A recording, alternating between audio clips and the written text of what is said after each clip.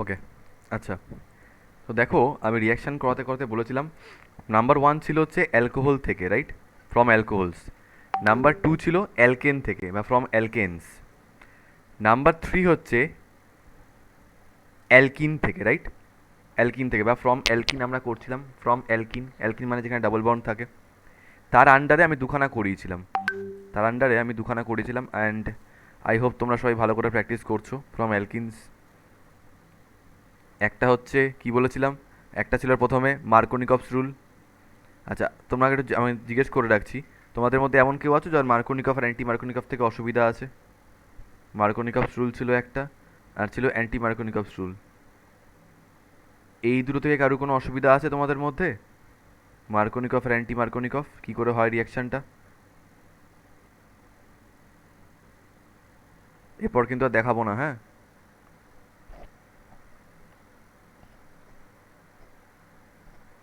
ওকে, sir একবার দেখিয়ে দেবেন? আচ্ছা। So if I talk about Markovnikov rule, প্রথমত আমাদের জানতে হবে যে ওখানে একটা অ্যালকিনের সঙ্গে হ্যালোজেন অ্যাসিডের বিক্রিয়া হয়। তো এটা একটা অ্যালকিন আমরা বলতে পারি। এই অ্যালকিল গ্রুপে কতগুলো কার্বন আছে that's not the matter. Matter করছে এই ডবল বন্ডটা, এটা হচ্ছে সবচেয়ে বড় কথা, ভালো কথা। ডবল বন্ডে যে দুটো কার্বন অ্যাটম রয়েছে তার মধ্যে দেখো একটা কার্বন, এই কার্বনটায় একটা হাইড্রোজেন রয়েছে, আর এই কার্বনটায় দুটো হাইড্রোজেন রয়েছে। সো আমরা বলতে পারি যে ডাবল বন্ডের যে কার্বন দুটো রয়েছে, মানে দ্বিবন্ধন দ্বারা যে দুটো কার্বন পরমাণু রয়েছে, তাদের একটায় হাইড্রোজেন বেশি রয়েছে, একটায় হাইড্রোজেন কম রয়েছে। তো এদের সঙ্গে যদি একটা হ্যালোজেন অ্যাসিডের বিক্রিয়া করানো হয়, হ্যালোজেন অ্যাসিড মানে কি? অ্যাসিড মানে যার মধ্যে এইচ প্লাস থাকবে, আর হ্যালাইড গ্রুপটা কি হয়, এক্স মাইনাস। তো এইচ প্লাস আর এক্স মাইনাস কম্বাইন হয়ে তৈরি করে এইচ এক্স। এইচ সিএল হতে পারে, এইচ বিআর হতে পারে, এইচ আই হতে পারে। তো বিক্রিয়াটা কীভাবে হয়? মার্কোনিকফের বক্তব্য অনুযায়ী এইচ এক্সটা ব্রেক করে এইচ প্লাস আর এক্স মাইনাসে, ঠিক আছে? মার্কোনিকভ বলেছেন এই তড়িৎ ঋণাত্মক অংশটা মানে এক্স মাইনাস অংশটা যাবে সেই কার্বনের কাছে যেখানে হাইড্রোজেন কম, তাহলে কার কাছে যাবে? এর কাছে যাবে। আর এইচ প্লাস অংশ যাবে সেই কার্বনের কাছে যার কাছে হাইড্রোজেন বেশি। ঢুকতে তো পারছে না, কেন ঢুকতে পারছে না? কারণ ওদের কোনো হাত খালি নেই। সেই জন্য কার্বন দুটো ডিসাইড করলো যে শোন, আমরা তো বেকার বেকার নিজেদেরকে ডাবল বন্ড করে ধরে রয়েছি, তো একটা বন্ড আমরা খুলে ফেলি। এই যে একটা বন্ড খুলে ফেললো তার জন্য এই কার্বনের একটা হাত খালি হলো, এই কার্বনের একটা হাত খালি হলো, ওদের মধ্যে ডাবল বন্ডটা হয়ে গেল সিঙ্গেল বন্ড। তো কম্পাউন্ডটা এখন এরকম হয়ে যাচ্ছে, আর বন্ড সিএইচ, ডাবল বন্ডের জায়গায় হয়ে গেল সিঙ্গেল বন্ড সি। আচ্ছা, সিএইচের একটা হাত যে খালি হয়েছে সেই হাতে ও এক্সটাকে ধরলো, আর এইখানে কার্বনের কাছে দুখানা হাইড্রোজেন ছিল, আরেকটা হাইড্রোজেন অ্যাড করলো, তাই হয়ে গেল এটা সিএইচ থ্রি। এটার একটা এক্সাম্পল কী হতে পারে? CH three bond CH, double bond CH two. Anwesha বলো, যদি এটাকে আমরা এইচ বিআর দিই তাহলে কম্পাউন্ডটা কী তৈরি হবে? প্রথমে বলো রিয়াকশনটা কী হবে? এইচ প্লাস আর বিআর মাইনাস ভাঙবে। তো হুম। তো বিআর মাইনাসটা কোন দিকে তারপর যাবে? বিআর মাইনাস ওই সিএইচ থ্রি একটা মিনিট, সিএইচ তুমি না, ওখানে আছে। অন্বেষা শাহকে জিজ্ঞেস করছি, বলো। তো কী হবে? বিআর মাইনাসটা কোথায় যাবে? সিএইচ এর এই কার্বনটার কাছে যাবে, কারণ এই হ্যাঁ। কার্বনটায় হাইড্রোজেন কম রয়েছে। আমরা কিন্তু এটার দিকে তাকাবো না, আমরা শুধু দেখবো ডাবল বন্ডেড কার্বনগুলোকে। আর এইচ প্লাসটা চলে যাবে এখানে। ঢুকতে কি পারবে? না, পারবে না, কারণ ডবল বন্ড রয়েছে। তাই একটা বন্ড খুলতে হবে ওদেরকে। কম্পাউন্ডটা কি তৈরি হবে বলো? কম্পাউন্ডটা কি তৈরি হবে তাড়াতাড়ি করে বলো।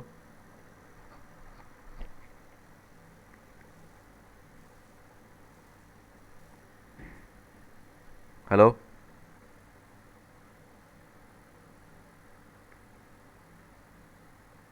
স্যার আমি বলবো। হ্যাঁ, কম্পাউন্ডটা কি তৈরি হবে? R bond. এখানে আর নেই, এখানে সিএইচ থ্রি রয়েছে। O C H three bond. Bond C H C H. Bond কোন দিকে বন্ড? নিচে? নিচে। Bond B R minus. B R minus নয়, যখন বন্ড হয়ে যায় তখন আর মাইনাসটা থাকে না, তখন শুধু বিআর হয়ে যায়। আচ্ছা, এদিকে কি হবে? পাশে বন্ড। ডাবল বন্ড হবে না সিঙ্গেল বন্ড হবে? Double bond. আমি কি বললাম এখানটায়? ডবল বন্ডের একটা বন্ড খুলে গেল, ভালো করে শোনো। ডবল বন্ডের একটা বল খুলে গেল, তাহলে একটা বন্ড পড়ে থাকছে। ডবল বন্ডটা খুললো বলে তো হাত খালি হচ্ছে কার্বনগুলোর। তো সিএইচ টু ছিল, এখন একটা হাইড্রোজেন ঢুকে গেছে, তাই সিএইচ থ্রি হয়ে যাবে। এটা নাম হচ্ছে আইসোপ্রোপাইল ব্রোমাইড। অ্যান্টি মার্কোনিকফে কী হবে? অ্যান্টি মার্কোনিকফে জাস্ট এর উল্টো প্রসেসটা হবে, কিন্তু অ্যান্টি মার্কোনিকফ একমাত্র এইচবিআর এর জন্য প্রযোজ্য। আর মিডিয়ামে পারক্সাইড থাকতে হবে। পারক্সাইড কী কী হতে পারে? বেনজয়েল পারক্সাইড, হাইড্রোজেন পারক্সাইড, এগুলো হতে পারে। কিন্তু শুধুমাত্র এইচবিআর থাকলে তখনই ওটা হবে। তো ধরে নিচ্ছি H2O2 আছে এখানে, এইচবিআর কী করে ব্রেক করবে? H প্লাস আর বিআর মাইনাস, তাই তো? তো মার্কোনিকফের বক্তব্য ছিল ঋণাত্মক অংশটা যাবে সেই কার্বনের কাছে যেখানে হাইড্রোজেন কম, আর এইচ প্লাসটা যাবে যেখানে সেখানে হাইড্রোজেনের সংখ্যা বেশি। অ্যান্টি মার্কোনিকফে উল্টোটা হবে, বিআর মাইনাসটা যাবে সেই কার্বনের কাছে যেখানে হাইড্রোজেন বেশি, আর এইচ প্লাসটা যাবে সেই কার্বনের কাছে যেখানে হাইড্রোজেন কম। ডাবল বন্ডটা খুলে সিঙ্গেল বন্ড হয়ে যাবে, তাহলে কম্পাউন্ডটা কী তৈরি হচ্ছে? CH3 bond CH2 bond CH2 সঙ্গে একটা বিআর, লাইক দিস। আর কারো ডাউট আছে মার্কোনিকফ অ্যান্টি মার্কোনিকফ থেকে?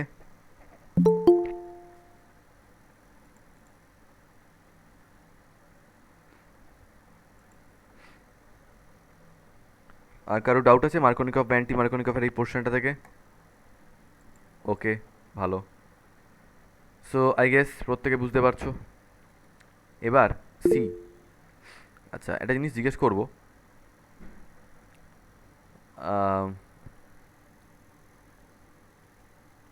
কেউ লিখো না আগে এটা, হ্যাঁ?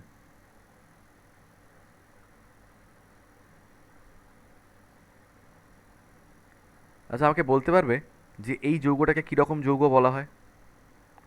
এই যৌগটাকে কীরকম যৌগ বলা হয়?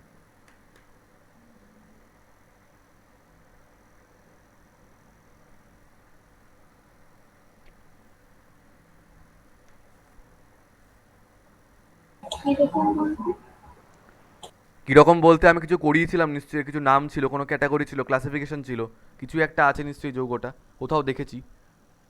অ্যালাইলিক। এটাকে বলা হয় অ্যালাইলিক হ্যালাইড। কেন? কারণ একটা কথা বলি, যারা এখন এই যৌগগুলো দেখে চিনতে পারছো না, যারা চিনতে পারছো ঠিক আছে, যারা চিনতে পারছো না তারা কিন্তু নিজেদের বিরাট ক্ষতি করছো, কারণ তোমাদের খাতায় প্রত্যেকটা ক্যাটাগরি আলাদা আলাদা করে করানো আছে, আর তোমরা এখানে যে কজন ক্লাস করছো প্রত্যেকেই করেছো। সো ইটস মাই সাজেশন যে বাড়িতে এগুলো দেখে নাও, দেখে ভালো করে প্র্যাকটিস করো, বারবার বারবার করে দেখো, কারণ এটা আমি নিজে এমসিকিউতে ফেস করেছিলাম, আমাকে আমার টিচার করায়নি, আমি পারিনি। তোমাদের যদি কেউ করিয়ে থাকে তো অ্যাটলিস্ট সেটা নিজেরা বাড়িতে করো, নিজেরা ফল পাবে। না হলে পরীক্ষার সময় কিছু না, জাস্ট আঙুলটা কামড়াবে আর ভাববে খাতার মধ্যে রয়েছে কিন্তু পড়িনি, আর সেটাই করছো তোমরা। তো এই কম্পাউন্ডটাকে বলা হয় অ্যালাইলিক। কখন অ্যালাইলিক বলা হয়? যখন একটা ডাবল বন্ডের সঙ্গে একটা sp3 হাইব্রিডাইজড কার্বন বসে থাকে। sp3 হাইব্রিডাইজড কার্বন কাকে বলা হয়? যার কোনো ডাবল বন্ড ট্রিপল বন্ড থাকে না, সব সিঙ্গেল বন্ড থাকে। সেই কার্বনের সঙ্গে যদি একটা হ্যালোজেন যুক্ত থাকে তাহলে সেটাকে বলা হবে অ্যালাইলিক হ্যালাইড। মোট কথা এই স্ট্রাকচারটাকে বলা হয় অ্যালাইলিক গ্রুপ। এটাকে বলা হয় অ্যালাইলিক গ্রুপ। কখন? যখন এমন একটা কার্বনের হাত খালি রয়েছে যেটা sp3 হাইব্রিডাইজড, আর সেটা একটা ডাবল বন্ডেড কার্বন অ্যাটমের সঙ্গে ডিরেক্টলি অ্যাটাচড রয়েছে, এটাকে বলা হয় অ্যালাইলিক কার্বন। এখন এই অ্যালকিন থেকে যে পোর্শনটা আমরা পড়ছিলাম সেখানে সি লেখো। এ ছিল হচ্ছে মার্কোনিকফ, বি ছিল অ্যান্টি মার্কোনিকফ, সি লেখো allylic halogenation. Allylic halogenation, allylic halogenation. আচ্ছা, হ্যালোজিনেশন কথার মানে কি? হ্যালোজেন যুক্ত করা। হ্যালোজেন কারা কারা? ফ্লুরিন, ক্লোরিন, ব্রোমিন, আয়োডিন, এগুলো হ্যালোজেন। কোনো যৌগে যখন হ্যালোজেন যুক্ত করা হয় সেটাকে বলা হয় হ্যালোজিনেশন। আচ্ছা, অ্যালাইলিক হ্যালোজিনেশন কেন বলা হচ্ছে? কারণ হ্যালোজেন অ্যাটমটা, হ্যালোজেন পরমাণুটা অ্যালাইলিক কার্বনের সঙ্গে এসে যুক্ত হবে। এবার তোমরা জানো অ্যালাইলিক কার্বন কাকে বলা হয়? একটা sp3 হাইব্রিডাইজড কার্বন যেটা যুক্ত হয়ে রয়েছে একটা কার্বন কার্বন ডাবল বন্ডের সঙ্গে ডিরেক্টলি। ঠিক আছে? ধরো এই যে কম্পাউন্ডটা CH3 বন্ড CH, বা এটা বলতে পারি, wait, CH2 double bond CH bond CH3, এটার নাম হচ্ছে প্রোপিন। এটার নাম হচ্ছে প্রোপিন। ঠিক আছে? লক্ষ্য করে দেখো তো এটা একটা অ্যালকিন কিনা? হ্যাঁ, অ্যালকিন। ঠিক আছে? আচ্ছা, এই কার্বনটাকে আমি কি বলতে পারি? এটাকে অ্যালাইলিক কার্বন বলতে পারি আমি। কেন অ্যালাইলিক কার্বন বলতে পারি? কারণ এটা একটা sp3 হাইব্রিডাইজড কার্বন যার কোনো ডাবল বন্ড ট্রিপল বন্ড নেই, সেজন্য sp3। আর সেটা একটা কার্বন কার্বন ডাবল বন্ডের সঙ্গে ডিরেক্টলি অ্যাটাচড রয়েছে, সেজন্য এটাকে আমরা বলতে পারি কি? Allylic carbon atom. এর সঙ্গে যদি কোনো একটা হ্যালোজেন যুক্ত করা হয়, এর সঙ্গে যদি কোনো একটা হ্যালোজেন যুক্ত করা হয়, কী কী হ্যালোজেন হতে পারে? ক্লোরিন হতে পারে বা ব্রোমিন হতে পারে। এই রিয়াকশানটা একমাত্র ক্লোরিন আর ব্রোমিনের জন্যই কিন্তু প্রযোজ্য। ওকে, ক্লোরিন আর ব্রোমিন কী হতে পারে? ধরো একটা ক্লোরিন যুক্ত করা হলো, তার সঙ্গে থাকতে হবে হাই টেম্পারেচার। হাই টেম্পারেচার কত? 773 কেলভিন। কেউ বলতে পারবে 773 কেলভিন মানে কত টেম্পারেচার? দেখো, 273 কেলভিন মানে হচ্ছে 0 ডিগ্রি সেলসিয়াস। তো 773 কেলভিন মানে হচ্ছে 500 ডিগ্রি সেলসিয়াস, হাই টেম্পারেচার, বুঝতেই পারছো। তো কি হবে? এই হাই টেম্পারেচার থাকলে ক্লোরিন মলিকিউলটা গিয়ে, এই ক্লোরিন অণুটা গিয়ে অ্যালাইলিক কার্বনটাকে অ্যাটাক করবে। অ্যালাইলিক কার্বন কোনটা? এটাকে এটা অ্যাটাকটা কীভাবে করবে? ক্লোরিন মলিকিউলটা যাবে, গিয়ে বলবে দেখ আমি তো ক্লোরিন বন্ড ক্লোরিন একটা কাজ করছি, এখান থেকে বন্ডটা ব্রেক করছি, তোর একটা হাইড্রোজেনকে আমার সঙ্গে পাঠিয়ে দে। কী হয়ে বেরিয়ে যাবে? একটা হাইড্রোজেন এই ক্লোরিনের সঙ্গে কী হয়ে বেরিয়ে যাবে? HCl হয়ে বেরিয়ে যাবে। এই যে একটা হাইড্রোজেন এখান থেকে বেরিয়ে গেল, তার জন্য এই কার্বনের একটা হাত খালি হবে না? অবশ্যই হাত খালি হবে। তাহলে কম্পাউন্ডটা কীরকম দেখতে হয়ে যাবে? CH2 double bond CH bond CH3 ছিল, এখন একটা হাইড্রোজেন বেরিয়ে গেছে তাই CH2 হয়ে গেছে, আর একটা হাত খালি হয়ে গেছে। সেই খালি হাতে এই Clটা ঢুকে পড়বে। তাহলে কী হয়ে যাবে? এটা CH2 double bond CH bond CH2Cl plus কী বেরিয়ে গেল? একটা HCl। এখন কথাটা হচ্ছে যে ক্লোরিন মলিকিউলটা যে যুক্ত হলো কোন কার্বনটার সঙ্গে যুক্ত হলো? একটা অ্যালাইলিক কার্বনের সঙ্গে যুক্ত হয়েছে। এটাকে আমরা কী বলবো? Allylic chloride. অ্যালাইলিক কার্বনের সঙ্গে যুক্ত হয়েছে, সেজন্য এটাকে বলা হচ্ছে অ্যালাইলিক হ্যালোজিনেশন। এরকম আরেকটা যদি আমি লিখি, এরকম ধরো লিখলাম CH3 বন্ড CH2, থাক এত জটিল করবো না, CH2 double bond CH bond CH3 plus Br2। ব্রোমিনের ক্ষেত্রে প্রযোজ্য, কিন্তু ক্লোরিন আর ব্রোমিন ছাড়া অন্য কারোর জন্য এটা কিন্তু হবে না জেনারেলি। তো 73 কেলভিন একই ব্যাপার হবে। ব্রোমিনটা এখানে যাবে, একটা হাইড্রোজেন নিয়ে HBr হয়ে বেরিয়ে যাবে, আরেকটা ব্রোমিন গিয়ে এই কার্বনের সঙ্গে যুক্ত হয়ে যাবে। তাহলে কম্পাউন্ডটা কীরকম দেখতে হবে? CH2 double bond CH bond CH2 Br plus কী বেরিয়ে গেল? একটা HBr। কে বোঝনি এই রিয়াকশানটা আমাকে বলো, এই অ্যালাইলিক হ্যালোজিনেশনটা কে বোঝনি?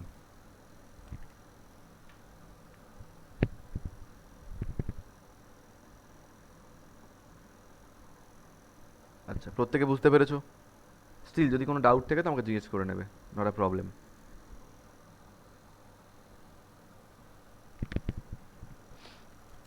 ঠিক আছে, ডি দিয়ে লেখো NBS এর সাথে বিক্রিয়া। NBS এর সাথে বিক্রিয়া, এটা যখন থাকতো আমি খুব ভয় পেতাম। আর দিয়ে লিখবো না? জেনারেল ফর্ম দিয়ে দেখো, আমরা জেনারেল ফর্ম দিয়ে লিখতেই পারি, দ্যাটস নট আ ম্যাটার, কিন্তু আমি এখানে ডিরেক্ট এক্সাম্পল দিয়ে লিখে দিয়েছি। তুমি যদি চাও অ্যালকিন কীভাবে লিখতে পারো না, R bond CH double bond CH2। But the problem is তুমি যখন আর দিয়ে লিখবে, দেখো পৌশালী, আর দিয়ে আমরা কোন পার্টটাকে লিখি? অ্যালকিনের পার্টটাকে লিখি না, পাশের যে অ্যালকিল গ্রুপটা থাকে, মানে যেটা অনেকগুলো কার্বন থাকে, সেখানটায় লিখি। কিন্তু রিয়াকশানটা তো হচ্ছেই এই দিকের কার্বনের সাথে, রাইট? তো তুমি এটাকে অ্যালকিল দিয়ে কী করে লিখবে বলো, আর দিয়ে কী করে লিখবে?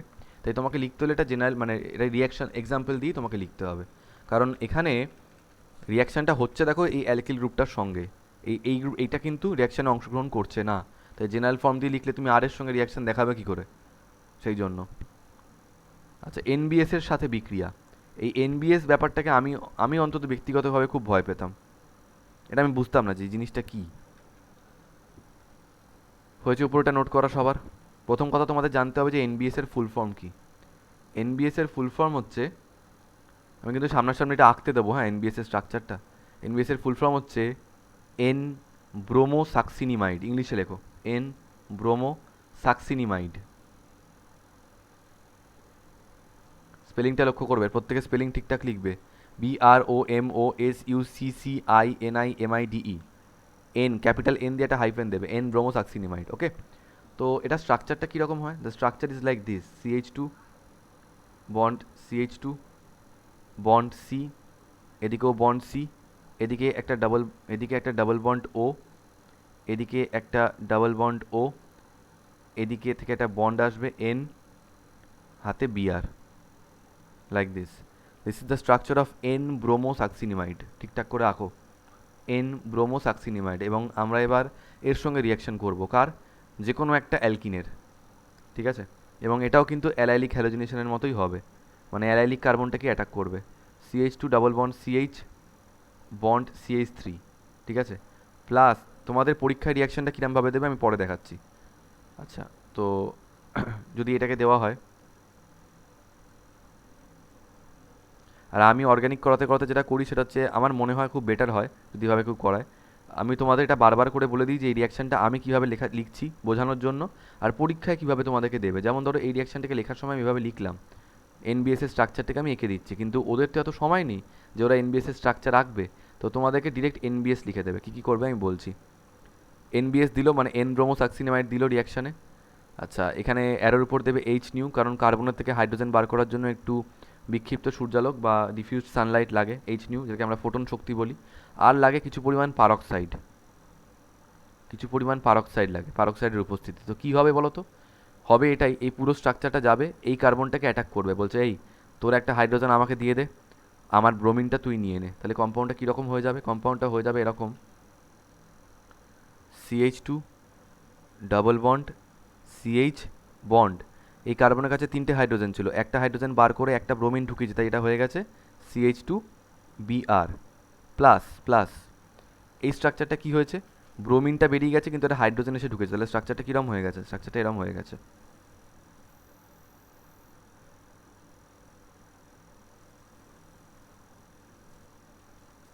Like this.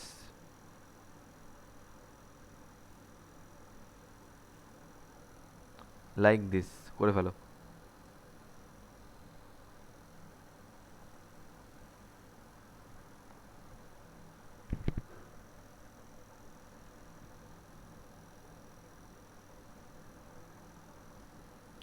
সিবিএসসির একটা পরীক্ষা হলো, মানে একটা আমার স্টুডেন্টের ওই প্রি টেস্ট যেটাকে বলা হয় আর কি, প্রি সিলেকশন যেটাকে বলা হয়। তো ওখানে একটা কোশ্চেন দিয়েছে যে অ্যালকোহল থেকে হ্যালো অ্যালকেন তৈরি করার সবচেয়ে বেস্ট মেথড কোনটা? কোনটা গো?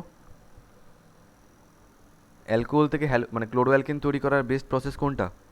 Thionyl chloride. পিরিডিন অনুঘটকের উপস্থিতিতে থায়ানিল ক্লোরাইড মানে SOCl2। Please don't forget it. এই কোশ্চেনটা আমি সেম পেয়েছিলাম, মিশনের ফার্স্ট পরীক্ষায় পেয়েছিলাম এই MCQটা। আচ্ছা, মুছে দিলাম। NBS এর সঙ্গে রিয়াকশনটা সবাই বুঝতে পেরেছো? এবার I am coming to that part যে পরীক্ষায় তোমাদের কীরমভাবে দেবে এটা। পরীক্ষায় কীভাবে দেবে? পরীক্ষায় দেবে এইভাবে।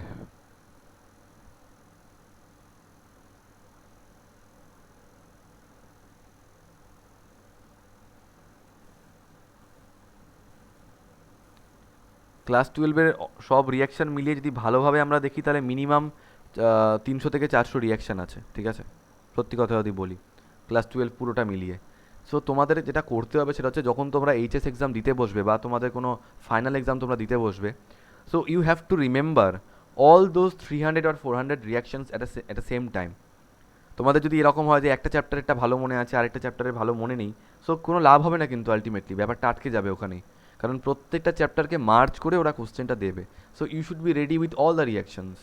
এই যে আমি যখন তোমাদেরকে এখন পড়াতে বসেছি, মানে অনেস্টলি বলছি, আমাকে একসঙ্গে পুরো 5টা চ্যাপ্টারের অর্গ্যানিকের কনসেপ্ট মাথায় রেখে তারপরে পড়াতে বসতে হচ্ছে। তোমাদের হয়ে যাবে এটা। এবং বিলিভ মি, তোমরা যদি আমার কথা শুনে রোজ রোজ যেরকম প্র্যাকটিস করছো তোমরা, আমি জানি না তোমাদের প্র্যাকটিসটা তোমরা শুধুমাত্র মানে হ্যান্ডরাইটিংয়ের মতো লিখে দিচ্ছ কিনা, সেটা করে কিন্তু লাভ নেই। মুখস্থ করে নিয়ে তারপরে লেখো, কদিন জাস্ট লেখো, দেখবে একটা সময়ের পর এরকম চলে আসে যখন তোমরা আমার থেকে বেশি জানবে। আমি ভুলভাল জিনিসপত্র করব, তোমরা রেকটিফাই করে দিতে পারবে, কারণ আমার তো প্র্যাকটিস নেই, আমি তো আর অর্গানিক প্র্যাকটিস করি না রোজ রোজ বসে বসে। আর প্রবলেমটা কী হয় জানো তো, আমি যে 1 বছর আগে অর্গানিক করেছি, আজকে 1 বছর পর তোমাদেরকে আবার অর্গানিক পড়াচ্ছি, সো অলরেডি আমার মধ্যেও কিন্তু অনেক লুপহোলস তৈরি হয়ে গেছে। এবার তোমাদের মধ্যে সেই লুপহোলসগুলো অনেক তাড়াতাড়ি তৈরি হবে যদি তোমরা 4-5 দিনও রিয়াকশন প্র্যাকটিস বন্ধ করো। তো এটা কখনো করবে না। At any cost, at any situation, যতই সে শরীর খারাপ হোক যাই হোক, চেষ্টা করবে এটা করে নেওয়ার। এটা আমার তো দেখো, তোমাদের অর্গানিক প্র্যাকটিস দেখে আমার কোনো আত্মতুষ্টি হয় না সত্যি কথা বলতে গেলে, এবার আমি এটা জানি যদি তোমরা করো you will get the result. আমি খুব লাস্ট মোমেন্টে অর্গানিক প্র্যাকটিস শুরু করেছিলাম যখন আমি 12-এ পড়তাম, and I got the result. ওইটুকু মার্কস আমি পেয়েছিলাম। তো তোমরা এখন থেকে করলে বুঝতে পারছো কোন জায়গায় চলে যাবে তোমরা, মজা পাবে করে অ্যাটলিস্ট। এনিওয়েজ, তো কী হবে এখানে প্রোডাক্টটা আমাদের বুঝতে হবে। এটা হচ্ছে N-ব্রোমোসাক্সিনিমাইড, তো হ্যান্ড ট্রান্সফার হবে, ও ব্রোমিনটা দেবে কার্বনকে, কার্বন একটা হাইড্রোজেন দিয়ে দেবে। সো এটা হয়ে যাবে এরকম CH2 double bond CH bond CH2Br, like this. করে ফেলো। আচ্ছা, তোমাদের কাছে জানতে চাইবো এটার নাম কি? এটা বেনজিন, রাইট? আচ্ছা, ধরো দেখালাম ধরো বললাম বেনজিনের একটা হাত খালি আছে, এটাকে কি বলা হবে? Phenyl phenyl structure, group. Phenyl structure, very good. আচ্ছা,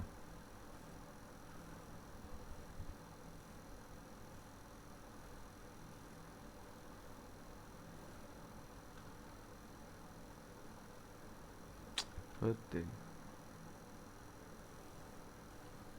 এটা আঁকো প্রত্যেকে, ঠিক যেরকম এঁকেছিলাম আঁকো।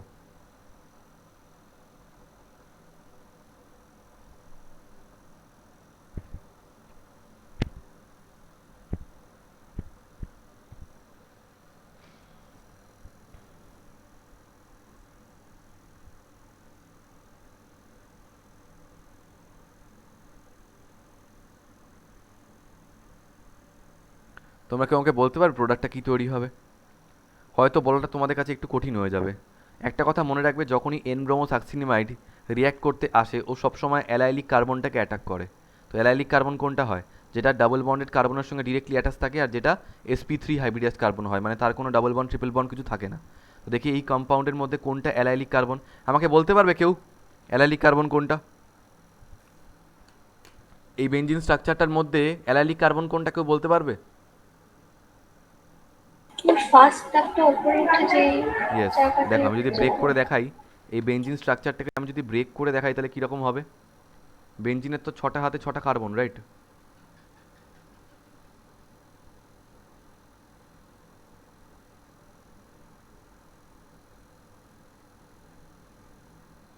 এবার দেখো, সবসময় জানবে এই প্রত্যেকটা ভাঁজ হচ্ছে একটা করে কার্বন, এমনকি এই যে প্রান্তটা এটাও একটা কার্বন, ঠিক আছে? তাহলে কীরকম হয়ে যাবে, কিভাবে উঠেছে? এই একটা কার্বন, এই একটা কার্বন, আর এই একটা কার্বন, রাইট? আচ্ছা, এবার আমি যদি হাইড্রোজেন জানি, আমরা জানি এখানে একটা হাইড্রোজেন আছে, এখানে একটা হাইড্রোজেন আছে, এখানে একটা হাইড্রোজেন আছে, ইম্পর্টেন্ট নয় এগুলো, একটা হাইড্রোজেন আছে। এই কার্বনটার কি কোনো হাইড্রোজেন আছে? না, ওর তো 4টে হাত হয়ে গেছে। এই কার্বনটার কাছে কটা হাইড্রোজেন আছে? দুটো। এই কার্বনটার কাছেও দুটো। এই কার্বনটার কাছে তিনটে, like. So this is the structure, okay? Break করে আমরা লিখেছি। এবার তোমরা আমাকে বলো, এন ব্রোমোসাক্সিনিমাইড যদি রিয়াকশন করতে আসে তো ও অ্যালাইলিক কার্বনটাকে অ্যাটাক করবে। আচ্ছা, আমি তোমাদের তিনটে কার্বনের নাম্বার বলছি, এটা হচ্ছে first carbon, second carbon and third carbon. তোমরা আমাকে বলো 1 2 3 এই তিনটে কার্বনের মধ্যে অ্যালাইলিক কার্বন কোনটা? তোমাদের কি মনে হয়? আয়ান? First carbon. ফার্স্ট পারবো। ফার্স্ট কার্বনটা। ফার্স্ট কার্বনটা। কেন বলো তো? কারণ ওই কার্বনটা লক্ষ্য করে দেখো, সি ডবল বন্ড সি এর সঙ্গে ডিরেক্টলি অ্যাটাচ রয়েছে। So this is the allylic carbon atom. তো যদি অ্যাটাক করে তাহলে এই কার্বনটাকে অ্যাটাক করবে। কিভাবে অ্যাটাকটা করবে? এখান থেকে একটা হাইড্রোজেন বেরিয়ে যাবে আর একটা ব্রোমিন এখানটায় ঢুকবে। এখান থেকে একটা হাইড্রোজেন বেরিয়ে যাবে আর এখানটা একটা ব্রোমিন ঢুকবে। তাহলে এটা এরকম হয়ে যাবে, it will be like this. দুটো জায়গায় একটা হাইড্রোজেন রইলো আর এক হাতে একটা ব্রোমিন ঢুকে গেল। তো সেটা আমরা কিভাবে দেখাবো বলো তো? বাকি সমস্ত কিছু সেম থাকবে, বুঝেছো? বাকি সমস্ত কিছু সেম থাকবে, শুধু এইখানে একটা এরকম ব্রোমিন তুলে দেবো, ব্যাস, তাহলেই হবে। এবার তোমরা ভাবতে পারো, এ মা, তাহলে হাইড্রোজেনটা কমলো, ওটা বোঝাবো কী করে? ভেবে দেখো, এখানে একটা কার্বন আছে, তার এদিকে একটা হাত, এদিকে একটা হাত, এদিকে একটা ব্রোমিন হাত। কটা হাত পড়ে রয়েছে? তাহলে একটা হাত পড়ে রয়েছে, একটা হাতে একটা হাইড্রোজেন হবে। ঠিকই তো আছে। এই রিয়াকশানটা সবাই বুঝতে পারলে যেটা হলো? হ্যাঁ। যদি কারো ডাউট থাকে হ্যাঁ আমাকে স্যার। বলবে কিন্তু, হ্যাঁ? প্লিজ স্পিক আপ, কোনো অসুবিধা নেই। কারো কাছে পড়ছো যখন, পুরোটা ক্ল্যারিফাই করে তারপরে তোমরা মিটিং লিভ করবে, দ্যাটস নট আ প্রবলেম।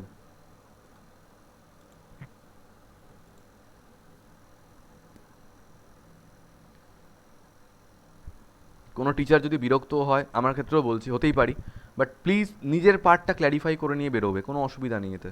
লজ্জার কিছু নেই যদি কিছু বুঝতে না পারো।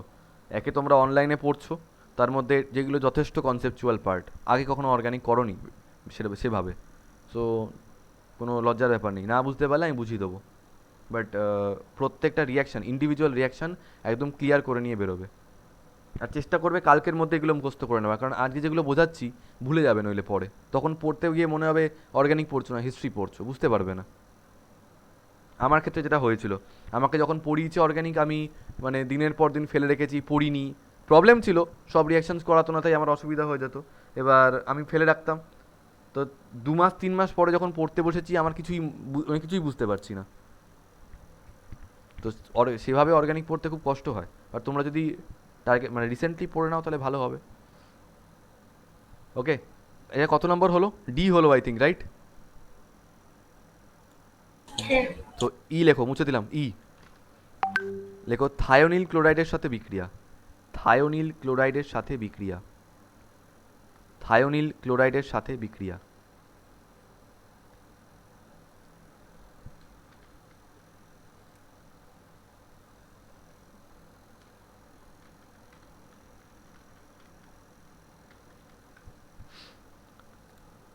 থায়োনিল ক্লোরাইডের সাথে বিক্রিয়া। থায়োনিল ক্লোরাইডটা কি? SOCl2, তোমরা জানো, রাইট? তো SOCl2 এর সঙ্গে কীভাবে রিয়াকশন হচ্ছে দেখো। ও না, এটা থায়োনিল ক্লোরাইড না গো, লেখো, sorry sorry sorry sorry sorry sorry, sulfuryl ক্লোরাইডের সাথে বিক্রিয়া। ভুল বলে ফেলেছি। সালফিউরাইল ক্লোরাইডের সাথে বিক্রিয়া।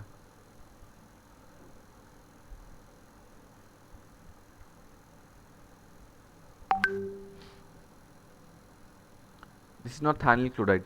সালফিউরাইল ক্লোরাইডটা কীরকম হবে? থায়োনিল ক্লোরাইড হচ্ছে SOCl2, থায়োনিল ক্লোরাইড, আর সালফিউরাইল ক্লোরাইডটা হচ্ছে SO2Cl2। ওকে, কীভাবে বিক্রিয়া করে? ধরো এটাই রয়েছে CH2 double bond CH bond CH3, ঠিক আছে?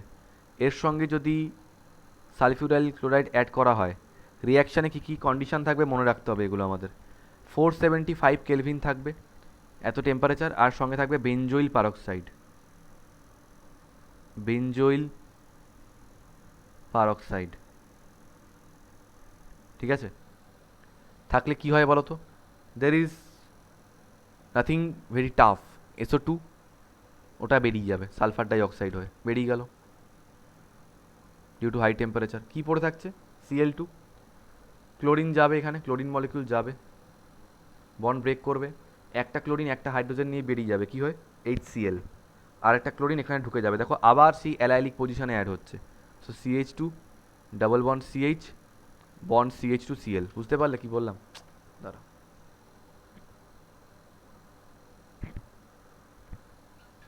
Bond CH2Cl plus SO2 plus HCl। কী বললাম আরেকবার বলছি, ডিউ টু হাই টেম্পারেচার এখান থেকে দুখানা SO2টা বেরিয়ে গেল সালফার ডাই অক্সাইড হয়ে, দুখানা Cl গেল, একটা Cl এখান থেকে একটা হাইড্রোজেন নিয়ে HCl হয়ে বেরিয়ে গেল, আরেকটা Cl এখানে ঢুকে গেল, তাহলে কী হয়ে গেল? CH2 double bond CH bond CH2Cl। Any doubt? No I guess.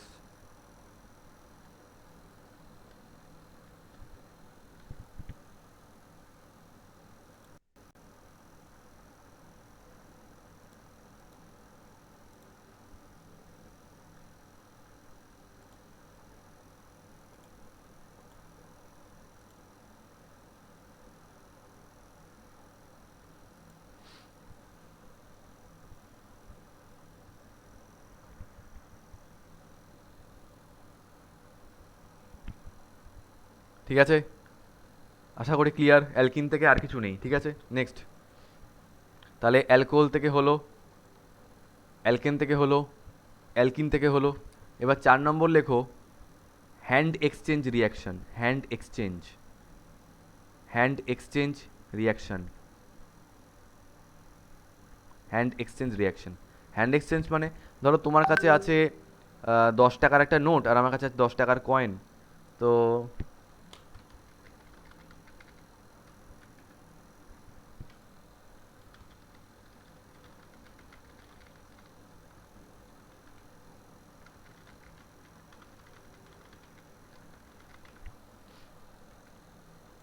হ্যাঁ, তোমার কাছে 10 টাকাটা নোট আছে, আমার কাছে 10 টাকার কয়েন আছে, আমি বললাম তুমি কয়েনটা আমাকে দাও, নোটটা আমার থেকে নিয়ে নাও, তাহলেই তো হয়ে গেল। এটাকে বলে হ্যান্ড এক্সচেঞ্জ রিয়াকশন। অ্যাকচুয়ালি আমি এটাকে কীভাবে বলি, ওই যে সেই ছোটোবেলায় এই জিনিসটা অনেকের রিলেটেবল, লেজের অনেকগুলো ফ্লেভার হতো না, ওই ইয়েলো ফ্লেভার, গ্রিন ফ্লেভার, তো অনেক বাচ্চাদের অনেক রকম রিকোয়ারমেন্টস থাকতো। ধরো তাদের মা এনে দিয়েছে রেড ফ্লেভারটা, বলছে না না না আমার তো ওই ইয়েলো ফ্লেভারটা লাগবে বা আমার গ্রিন ফ্লেভারটা লাগবে।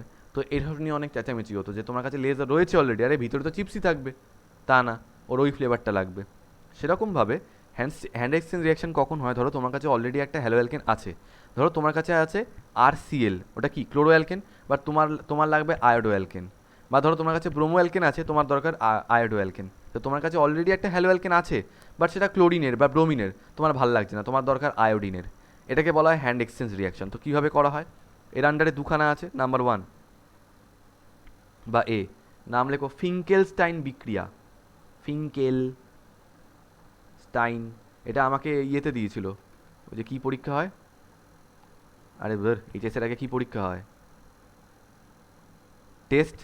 টেস্টে দিয়েছিল ফিঙ্কেলস্টাইন বিক্রিয়া লেখো, পারিনি, প্র্যাকটিস করিনি তখন। ফিঙ্কেলস্টাইন বিক্রিয়া লেখো। আরেকটা জিনিস জানো তো অর্গ্যানিকের ক্ষেত্রে যেটা খুব হয়, হয়তো প্র্যাকটিস করেওছো 3-4 দিন 5 দিন 6 দিন, জানা জিনিস তোমাদের গুলিয়ে যাবে পরীক্ষার হলে গিয়ে। সো প্লিজ বি অ্যাটেন্টিভ, এত প্র্যাকটিস করো, এত প্র্যাকটিস করো, নিজের নাম ভুলে যাও কিন্তু রিয়াকশান ভুলো না, হবে একদিন এটা দেখবে। সো ধরো বললাম তোমাদের কাছে আছে ক্লোরো অ্যালকেন, রাইট? তোমাদের খুব ইচ্ছা যে আয়োডো অ্যালকেন তৈরি হবে, বলছিলি আমি তোমাকে জিজ্ঞেস করছি এখানে এমন কি মেশাবো যাতে সিএলটা বেরিয়ে যাবে আর আইটা ঢুকে যাবে, প্লিজ বলো। HI। আচ্ছা, বৈশালী বলছে এইচ আই, ভুল বলেনি, কারণ এইচটা সিএলটাকে নিয়ে এইচসিএল হয়ে বেরিয়ে যাবে আর আইটা ঢুকে যাবে। বাট তোমার কি মনে হয় না যে ক্লোরিন তো ইলেকট্রোনেগেটিভ এলিমেন্ট, রাইট? তো ও আরও কোনো একটা ইলেকট্রো পজিটিভ এলিমেন্টকে খুঁজে বার করতে চাইবে। হাইড্রোজেনের থেকেও ইলেকট্রো পজিটিভ তো আছে না, যত তুমি গ্রুপ বরাবর নিচের দিকে যাবে ওর থেকেও বেশি ইলেকট্রো পজিটিভ এলিমেন্ট তুমি পাবে। আর কে হতে পারে বলো তো হাইড্রোজেন ছাড়া? কে আর হ্যাঁ হ্যাঁ, কে আর কে আই ছাড়া আর কি হতে পারে বলো? এনএআই হতে পারে। সোডিয়াম। হ্যাঁ, সোডিয়াম আয়োডাইড হতে পারে। আচ্ছা, এবার তোমাদেরকে বলি কে আইটা কেন হতে পারে না। হতে পারে, বাট এই বিক্রিয়াটায় ফিঙ্কেলস্টাইন তো উনি সোডিয়াম ব্যবহার করেছিলেন, তো আমাদের ওটাই ইউজ করতে হচ্ছে। সো এনএআই,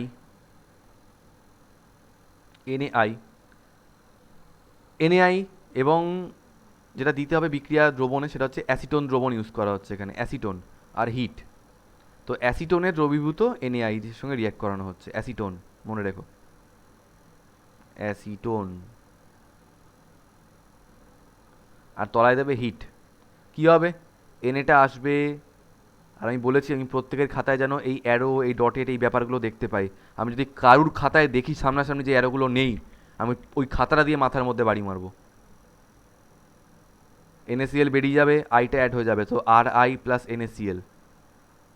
প্লিজ তোমরা এই অ্যারো আর ডটেড লাইনগুলো দেওয়া অভ্যাস করো। তাও আমি তো বলবো এখনও পর্যন্ত কিছুই রিয়াকশান হয়নি, এরপরে এমন মানে ভয়ানক ভয়ানক রিয়াকশান আছে। আমি অনেককে আগের বছর এটা ফেস করেছি, আগের বছর অনলাইনে পড়িয়েছি, পরে যখন সামনাসামনি গিয়ে খাতা দেখছি কোনো খাতায় কোনো অ্যারো নেই, কিচ্ছু নেই, ওরা কিচ্ছু বুঝতে পারেনি কিন্তু তার জন্য। আবার এটাও হতে পারে যদি ব্রোমো অ্যালকেন থাকে, তাকেও এনএআই দিলাম, অ্যাসিটোনের দ্রবীভূত এনএআই। সো এই ভুলটা কিন্তু করো না। তোমাদের এখন মনে হতে পারে এ বাবা অ্যারোগুলো কেন দেবো, আমরা কি বাচ্চা নাকি? পরে কিন্তু বুঝতে পারবে না। তো সুন্দর করে অ্যারোগুলো দিয়ে রেখো, আর অর্গানিকের খাতা একটু ক্লিয়ার করার চেষ্টা করবে।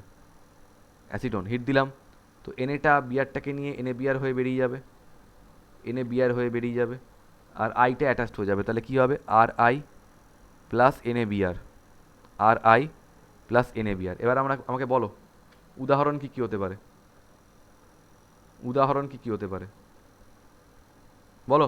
পৌশালী, প্রথমটার এক্সাম্পল বলো দাও একটু আমাকে। CH3 CH2 CH2Cl কতগুলো বললে গো কার্বন? CH3 CH2 CH2Cl, আচ্ছা, তারপরে প্লাস এনএআই, অ্যারোর মাথায় অ্যাসিটোন, হিট, নাম বলতে হবে কিন্তু। তো এনএসিএল বেরিয়ে যাবে, আর CH3 CH2 CH2I তৈরি হবে। বলো পৌশালী, নাম বলো। CH3 CH2 CH2I এর নাম কি? propyl iodide হ্যাঁ, কি বললে? propyl iodide আচ্ছা, প্রোপাইল আয়োডাইড। সঞ্চারী কিছু অ্যাড করতে হবে নামটার সঙ্গে? না স্যার n propyl করতে হবে n propyl ইয়া, এন প্রোপাইল আয়োডাইড, মাথায় রেখো। হ্যাঁ, এন প্রোপাইল আয়োডাইড। কেন এন কেন ব্যবহার করা হচ্ছে? তিনটে কার্বন যে পরপর পরপর আছে সেটা বোঝানোর জন্য। আচ্ছা, এটার একটা কি এক্সাম্পল হতে পারে? CH3 CH2 B R plus N A I, এনএটা বিআরটাকে নিয়ে এনএ বিআর হয়ে বেরিয়ে যাবে।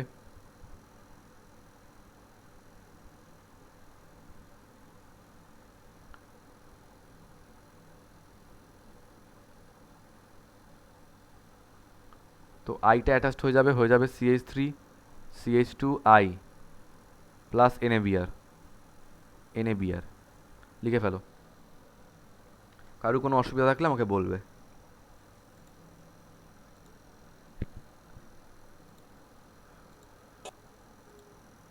এটা থেকে সবসময় আর আই তৈরি হয়? ইয়া, ভালো কোশ্চেন জিজ্ঞেস করেছে সঞ্চয় এই বৈশালী, যে এটা থেকে কি সবসময় আর আই তৈরি হবে। দেখো বৈশালী, এই ফিঙ্কেলস্টাইন বিক্রিয়াটা আয়োডো অ্যালকেন তৈরি করার জন্যই। আচ্ছা, তোমরা একটা জিনিস লক্ষ্য করেছো এখনো কতগুলো রিয়াকশন তোমরা অলরেডি করে ফেলেছো, কিন্তু একটা হ্যালো অ্যালকেন এখনো পর্যন্ত তৈরি হয়নি, সেটা কে গো? fluorine দিয়ে ফ্লুরো অ্যালকেন, রাইট? আরএফটা এখনো পর্যন্ত তৈরি হয়নি। So now we are going to do that. আমরা এবারে ফ্লুরো অ্যালকেন তৈরি করবো ফাইনালি, ও টার্ন এসছে। স্যার fluoroalkane তো হবে না হবে না তো আমি কোনোদিন বলিনি। আমি বলেছি যে আমরা যে মেথডে করি এইচএফ, মানে HCl HBr HI, এরমভাবে এইচএফ দিলে ফ্লুরিনটা ছাড়তে চায় না, কিন্তু কোনো না কোনো উপায় তো আছে। আরএফ হয় না এটা কিন্তু ভেবো না, কিন্তু রিয়াকশন করাটা খুব মুশকিল, রেয়ার রিয়াকশন, তার মানে একটাও হয় না এরকম ভেবো না।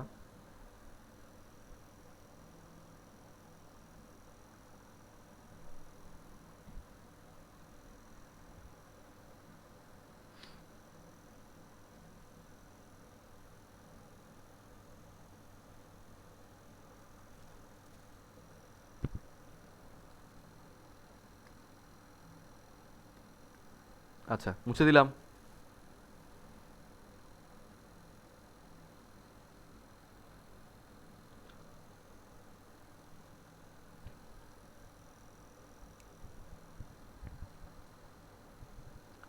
বি, হ্যান্ড এক্সচেঞ্জের মধ্যে বি, লেখো সোয়ার্টস বিক্রিয়া। সোয়ার্টস বিক্রিয়া।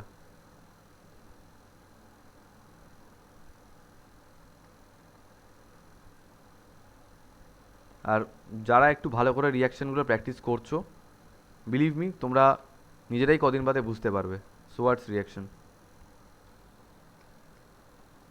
আমি যে আজও তোমাদেরকে পড়াচ্ছি, দেখো আমি তো কেমিস্ট্রি নিয়ে পড়াশোনা করি না, আমি তো কেমিস্ট্রিতে অনার্স নিইনি সত্যি কথা বলতে গেলে। আজও তাহলে আমার রিয়াকশনগুলো মনে আছে কেন? কারণ ওই টাইমে প্র্যাকটিসটা কিন্তু আমার সত্যি, আমি বেশি দিন প্র্যাকটিস করতে পারিনি, 2 থেকে 3 মাস প্র্যাকটিস করেছিলাম, বাট মনে আছে। তোমরা করো, তোমাদেরও মনে থাকবে। Swarts reaction, okay. What is Swarts reaction? Swarts রিয়াকশনের জন্য, সোয়ার্টস রিয়াকশনে যেটা হয় সেটা হচ্ছে আমরা হ্যাঁ মানে ফ্লুরো অ্যালকেন প্রস্তুত করি। এই পুরো চ্যাপ্টারের মধ্যে এটাই হচ্ছে এমন একটা রিয়াকশন যেটা দিয়ে আমরা ফ্লুরো অ্যালকেন প্রস্তুত করি, ঠিক আছে, মানে আরএফ তৈরি করা হয়। ভালো কথা। বাট তৈরি করার ক্ষেত্রে আমরা কিছু inorganic inorganic fluorine compound use করি, বা বাংলা যেটাকে বলে কিছু অজৈব ফ্লুরাইড যৌগ। অজৈব ফ্লুরাইড যৌগ, ফ্লুরাইড বানানটা কি? ফ্লুওরাইড, ঠিক আছে, অজৈব ফ্লুরাইড যৌগ। কী কী হতে পারে? যেমন ধরো আমরা যেমন এই রিয়াকশানটা Hg2F2 দিয়ে করব, এই একই রিয়াকশান তোমরা AgF দিয়েও করতে পারো, COF2 দিয়েও করতে পারো, AsF3 দিয়েও করতে পারো, SbF3 দিয়েও করতে পারো। তোমাদের জাস্ট পুজোর পরেই আমি ইনঅর্গ্যানিক কেমিস্ট্রি শুরু করাবো, তখন এগুলো তোমরা সব দেখতে পাবে, কোনো চিন্তা নেই। অজৈব ফ্লুরাইড যৌগসমূহ, ঠিক আছে। সো দেখা যাক কী হয় রিয়াকশানটা, আমি এটা দিয়েই করছি, কোনো চিন্তা নেই। এটাও হ্যান্ড এক্সচেঞ্জের মতো। কীরকম হ্যান্ড এক্সচেঞ্জ? ধরো তোমার কাছে রয়েছে CH3 CH2 Cl। আচ্ছা, জেনারেল ফর্ম দিয়ে করাবো, চলো জেনারেল ফর্ম দিয়ে করাচ্ছি। ধরো বললাম তোমার কাছে আছে RCl, ঠিক আছে। এবার তোমাকে দেওয়া হলো Hg2F2। তো মার্কারির সঙ্গে যে কোনো হ্যালোজেন থাকতে পারে। তো এখন অ্যালকিল গ্রুপটা বলছে, শোন না ভাই, আমি পুরো চ্যাপ্টার পড়ে এসেছি, কিন্তু এখনও পর্যন্ত আমার আরএফ তৈরি হয়নি। তুই এক কাজ কর না, তোর তো হ্যালোজেন নিয়ে কাজ, তুই আমার একটা ক্লোরিনকে নিয়ে নে, তোর একটা ফ্লুরিনকে আমাকে দিয়ে দে। এবার মার্কারি চটে গেছে, বলছে এই ইয়ার কি ফাজলামি হচ্ছে, মানে আমি একটা ফ্লুরিন রাখবো একটা ক্লোরিন রাখবো, মানে মিক্সচার টাইপের হয়ে যাবে না। তখন বলছে রাখলে আমি হয় দুটোই ফ্লুরিন রাখবো, নইলে দুটোই আমি ক্লোরিন রাখবো। তখন RCl ভাবছে এই কেস খেয়েছে, আমি দুখানা ক্লোরিন কোত্থেকে আনবো, আমার কাছে তো একটা ক্লোরিন আছে। তখন ভাবলো ঠিক আছে দাঁড়া, তোর ব্যবস্থা করছি আমি, কীভাবে করবো বলতো। বললো আমি আমার মতো আরেকজনকে নিয়ে আসছি, দুজন RCl এলো, ঠিক আছে, দুখানা RCl এলো, Hg2F2। তো এখান থেকে একটা ক্লোরিন গেল এখানে, এখান থেকে একটা ক্লোরিন গেল এখানে, তো কম্পাউন্ডটা কী হয়ে গেল? Hg2Cl2। আর এই যে দুখানা F, একটা এখানে ঢুকলো একটা এখানে ঢুকলো, তাহলে কটা F তৈরি হবে? দুখানা RF তৈরি হবে। বুঝতে পারলে কি? তাহলে রিয়াকশানে কটা RF তৈরি হবে? দুখানা। তাহলে রিয়াকশানে তোমাদেরকে নিতেও হবে কিন্তু দুখানা। খেয়াল রেখো কথাটা কী বলতে চাইছি। দুখানা Cl এর জন্য তোমাদেরকে নিতেও হবে দুখানা। দিলাম অ্যারোতে হিট। এক্সাম্পল কী হবে বলো? What should be the example? 2CH3CH2Cl, 2CH3CH2Cl plus Hg2F2, arrow দিয়ে তৈরি হবে, অ্যারো দিতে হিট, এখানে তৈরি হবে 2CH3CH2F প্লাস Hg2Cl2। যদি কেউ থাকো এরকম যে বোঝনি আমাকে বলো, এই রিয়াকশানটা বোঝনি এরকম কেউ আছো?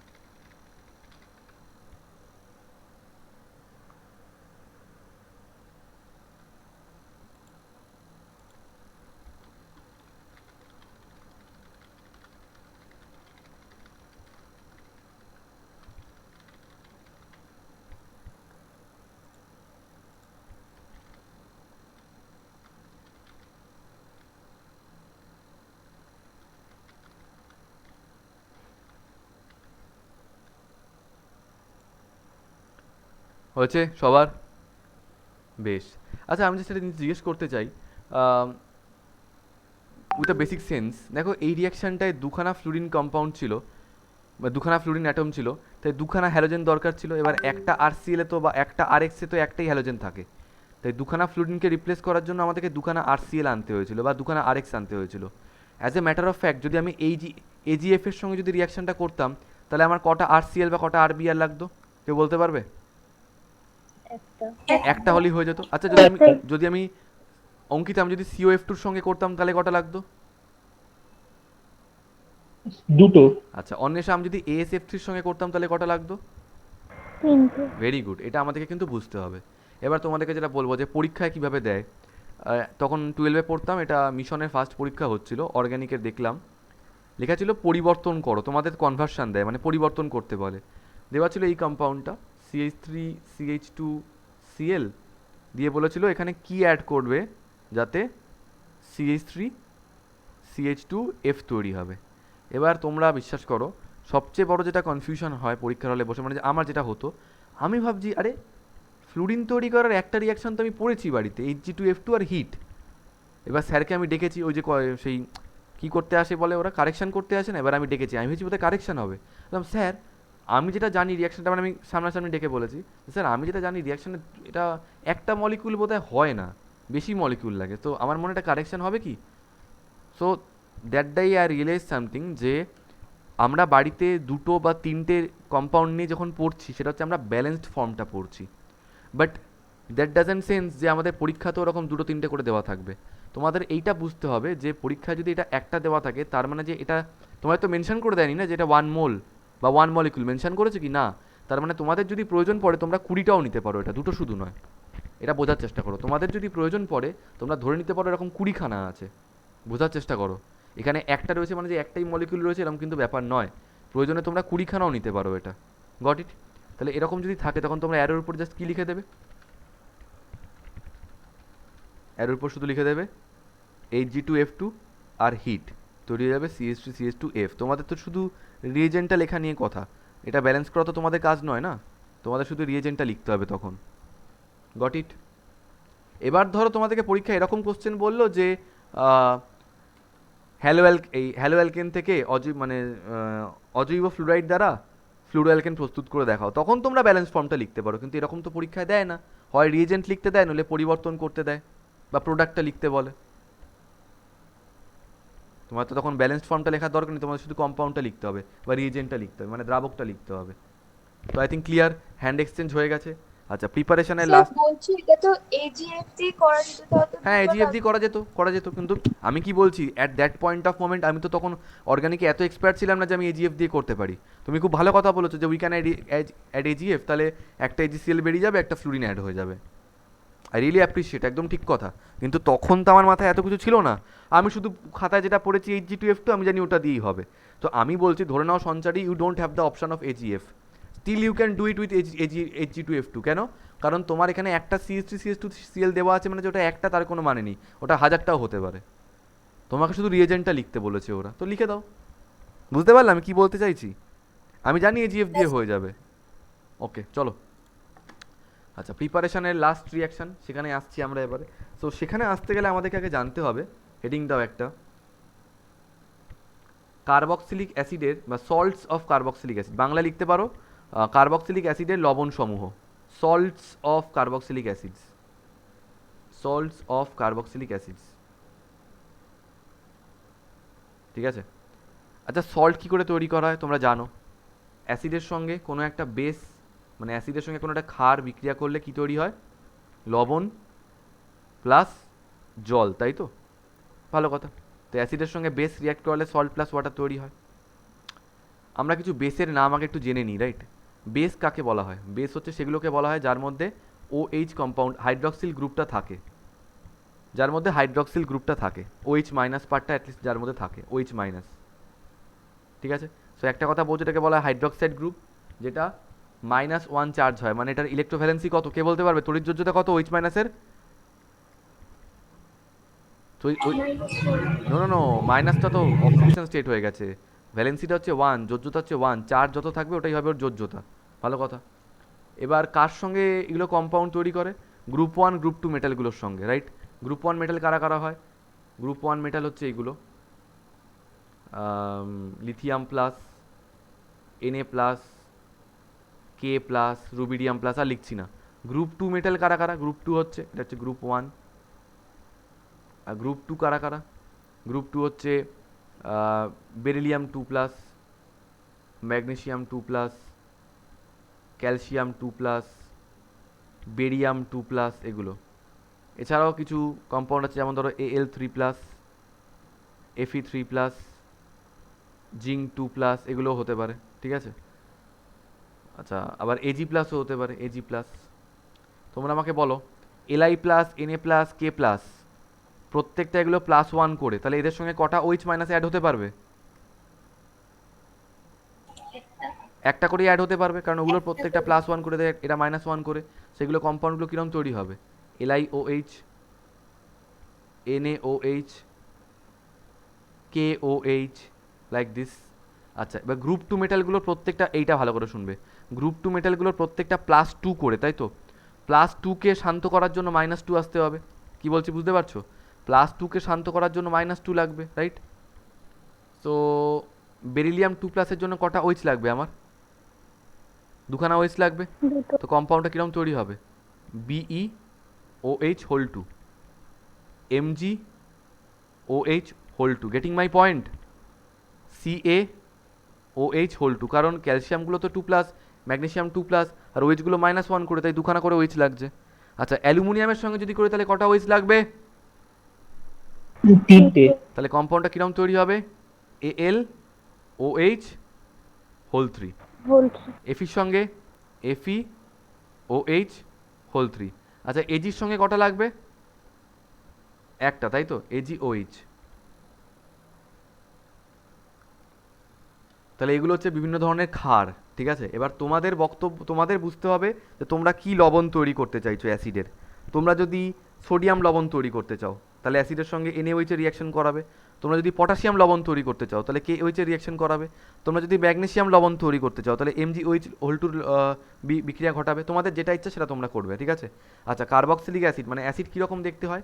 অ্যাসিড হচ্ছে, কার্বক্সিলিক অ্যাসিডের ফাংশনাল গ্রুপ হচ্ছে বন্ড COOH। যতক্ষণ না পর্যন্ত সেটাকে আমরা একটা অ্যালকিল গ্রুপের সঙ্গে অ্যাটাচ করছি, ওটা কম্পাউন্ড তৈরি করছে না, জাস্ট একটা গ্রুপ হয়ে পড়ে থাকছে। So the general structure of carboxylic acid is R bond COOH, ঠিক আছে? তো আমরা একটা একটা করে তৈরি করি। যেমন ধরো তোমাদেরকে বললাম যে চলো কার্বক্সিলিক অ্যাসিডের সোডিয়াম লবণ তৈরি করো, তাহলে কার্বক্সিলিক অ্যাসিডের সোডিয়াম লবণ তৈরি করতে গেলে RCOOH এর সঙ্গে কার রিয়াকশন ঘটাবো পৌশালি? NaOH। আমরা সোডিয়াম লবণ তৈরি করছি, তাহলে RCOOH প্লাস NaOH, তাহলে কী হবে? এই ওইচটা যাবে, এই ওইচটা যাবে এখান থেকে, একটা এইচ নিয়ে H2O হয়ে বেরিয়ে যাবে, আর এনএটা গিয়ে এখানে ঢুকে যাবে। তাহলে কী হয়ে যাবে ওটা? RCOONA plus H2O। তোমাদেরকে যদি কেউ বলে কার্বক্সিলিক অ্যাসিডের পটাশিয়াম লবণ তৈরি করতে, তাহলে তোমরা কী করবে? RCOOH প্লাস KOH, ওইচটা যাবে, এই এইচটাকে নিয়ে H2O হয়ে বেরিয়ে যাবে, আর কেটা অ্যাটাচড হয়ে যাবে। এটা আবার কে? স্যার এটা আমার ওকে ওকে, ঠিক আছে ঠিক আছে ঠিক আছে। সো H2O বেরিয়ে যাবে, তো RCOOK প্লাস H2O, ঠিক আছে? এবার আমার একটা প্রশ্ন আছে, তোমাদেরকে যদি বলা হয় ম্যাগনেসিয়াম লবণ তৈরি করতে, ঠিক আছে, বিক্রিয়াটা কী হবে কেউ বলতে পারবে? এত অব্দি নোট করেছো সবাই? আগে বলো, এত অব্দি নোট করা হয়েছে? হ্যাঁ। স্যার আমার উপরে তো লেখা হয়নি কারণ ওই চার্জ ছিল না ফোনে, ওই জন্য লিভ তো হয়ে উপরে কিছু গেছিলাম। লেখা হয়নি, জাস্ট এটাই লিখেছি, তাড়াতাড়ি করে লেখো। উপরে লিখেছিলাম যে acid plus base is equals to salt, acid plus base is equals to salt plus water. তো আমি দেখাচ্ছি যে কী কী ধরনের বেস হতে পারে, মানে কী কী ধরনের ক্ষার হতে পারে।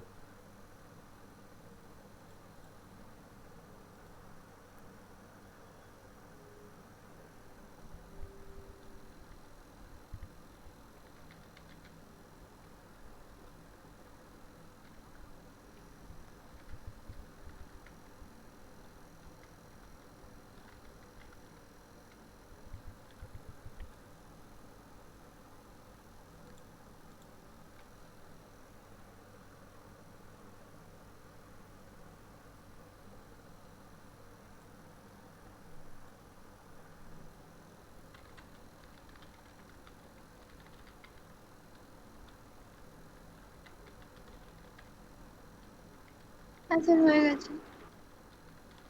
ওকে, সো তাহলে সোডিয়াম লবণ তৈরি করতে বলে NaOH এর সঙ্গে, পটাশিয়াম লবণ তৈরি করতে বলে KOH এর সঙ্গে। এবার যদি বলি ম্যাগনেসিয়াম লবণ তৈরি করো, তাহলে কী করবে? MgOH হোল্ডুর সঙ্গে আমরা রিয়াক্ট করাবো, RCOOH প্লাস MgOH হোল্ডু। কী হবে জানো তোমরা? বোঝো। The problem is magnesium OH হোল্ডু মানে কি? কারণ ম্যাগনেসিয়ামের দুখানা OH লাগে, তো এই একটা OH, এই একটা OH, রাইট? RCOOH এর ব্যাপারটা কি? RCOOH হচ্ছে এরকম, আর বন্ড সি, উপরে ডবল বন্ড ও, এদিকে bond OH, right? RCOOH break কী করে করে? RCOOH ব্রেকটা কী করে করবে?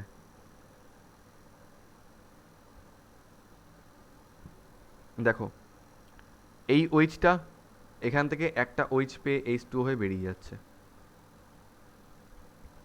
তো এই RCOOটা এর সঙ্গে অ্যাড হয়ে যাবে। তো এই OH-টা বলছে যে আমি কি বসে বসে বিড়ি খাবো নাকি? আমি কি করব? আমারও একটা RCOOH চাই, আমি জানি না, নইলে আমি বেসিক ক্যারেক্টার শো করব। তখন মুশকিলে পড়লাম যে সত্যি তো OH মাইনাস একটা কম্পাউন্ডের মধ্যে যদি থাকে তাহলে তো সেটা এখনও অ্যাসিড হয়নি, বেস হয়ে গেছে। তখন বললাম দাঁড়া, তোর জন্য আমি আরেকটা অ্যাসিড নিয়ে আসছি। তখন আবার এই OH-টা এই H-এর সঙ্গে অ্যাড হয়ে H2O হয়ে বেরিয়ে যাবে, ঠিক আছে? তাহলে কম্পাউন্ডটা কীরকম তৈরি হবে? কম্পাউন্ড এরকম তৈরি হবে, দুখানা RCOO, এখান থেকে একটা হাত, এখান থেকে একটা হাত ঢুকবে Mgর সঙ্গে, দুখানা RCOO অ্যাড হবে Mgর সঙ্গে। সো কম্পাউন্ডটাকে আমরা কীভাবে লিখবো? RCOO হোল টু Mg, মানে ম্যাগনেসিয়ামের দু হাতে দুখানা RCOO রয়েছে। তাহলে MgOH হোল টুর সঙ্গে কটা RCOOH এর রিয়াকশন ঘটাতে হবে?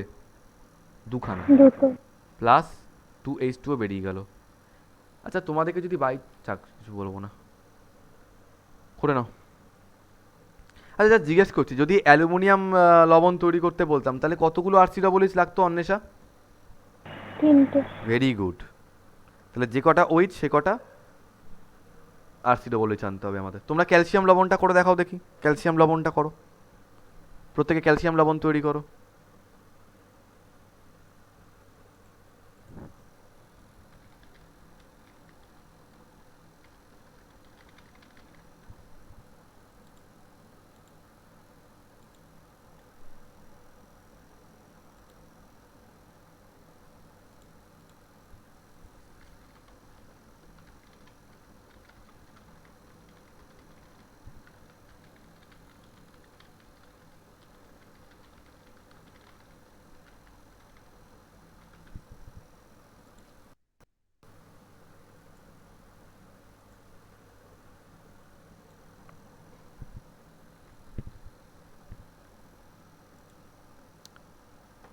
ক্যালসিয়াম লবণ তৈরি হয়েছে সবার? ওখানে কটা RCOOH লাগবে পৌশালী? দুটো। আরও আসতে বলো যাতে শুনতে না পাই। প্লাস CaOH হোল টু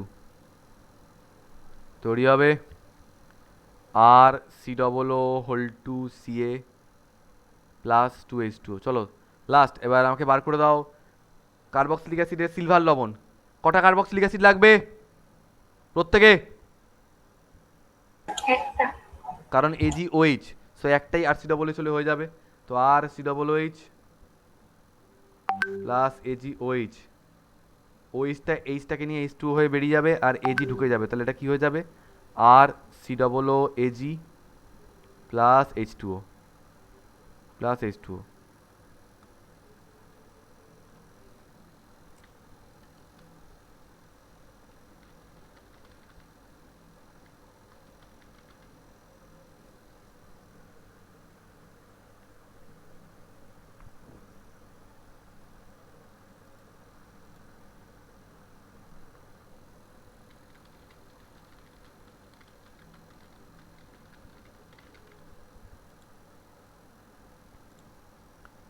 ওকে, হেডিং দাও, লাস্ট রিয়াকশন আজকের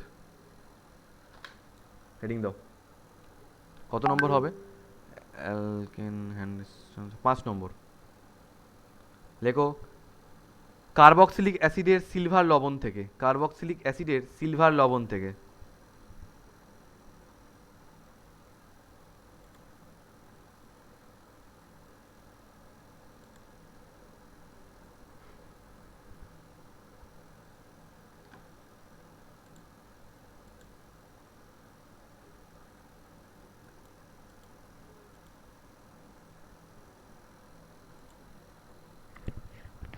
ঠিক আছে।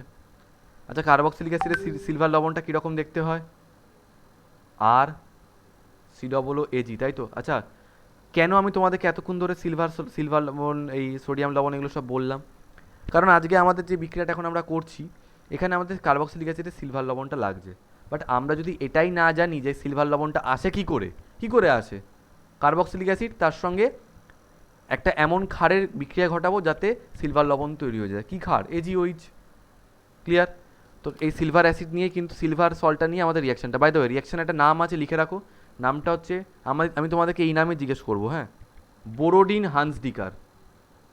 বোরোডিন গ্যাপ হাইফেন হান্সডিকার, DIECKER, বোরোডিন হান্সডিকার রিয়াকশন। রিয়াকশানটা কি? RCOOAG প্লাস ব্রোমিন, অ্যারো দিয়ে CCl4, নিচে রিফ্লাক্সকে কি বলা হয়? পাতন, তাই তো? পাতন। মনে রাখতে হবে সব কিছু এখান থেকে। কি হবে? একটা, মন দিয়ে শোনো, একটা এজি একটা বিয়ার, একটা এজি একটা বিয়ার, এজি বিয়ার হয়ে বেরিয়ে যাচ্ছে। একটা কার্বন দুটো অক্সিজেন, CO2 হয়ে বেরিয়ে যাচ্ছে। একটা অ্যালকিল গ্রুপ একটা ব্রোমাইড গ্রুপ, আর বিয়ার হয়ে বেরিয়ে যাচ্ছে। কি বললাম তাহলে? RCOOAG প্লাস BR2 মানে হচ্ছে একটা এজি একটা বিয়ার, একটা CO2 আর একটা বিয়ার অ্যাটাচড হয়ে যাচ্ছে। That's it. এক্সাম্পল কী হবে? CH3 COOAG plus BR2, arrow দিচ্ছি CCl4, পাতন, তৈরি হচ্ছে কি? আবার বলছি, একটা এজি একটা বিয়ার বেরিয়ে গেল এজি বিয়ার হয়ে, একটা CO2 বেরিয়ে গেল, পড়ে থাকছে কি? CH3 আর এখান থেকে একটা বিয়ার, তাহলে কি হয়ে যাবে? CH3 B R. So methyl bromide plus silver bromide plus carbon dioxide. আর এই রিয়াকশানটা কিন্তু অ্যারোমেটিক গ্রুপের ক্ষেত্রেও প্রযোজ্য। তো পরের চ্যাপ্টারেও করাবো এরমভাবে। কীরকম? বেঞ্জিনের মাথায় COOAG, এটাকে বলা হচ্ছে silver salt of benzoic acid. Benzoic অ্যাসিডের সিলভার লবণ, আর কি যেন একটা নাম আছে, সিলভার বেঞ্জোয়েট, সিলভার বেঞ্জোয়েট।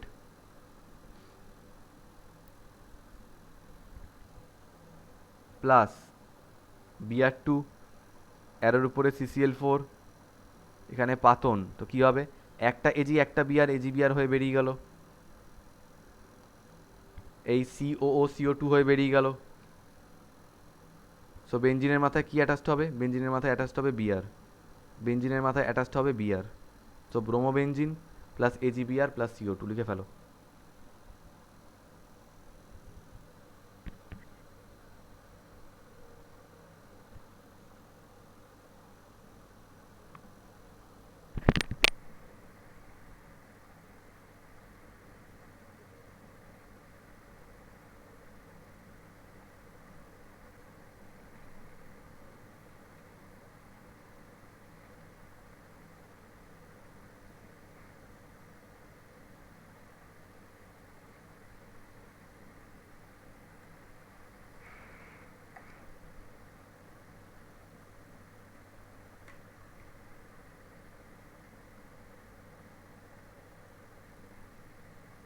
কারোর কোনো ডাউট আছে এখান থেকে?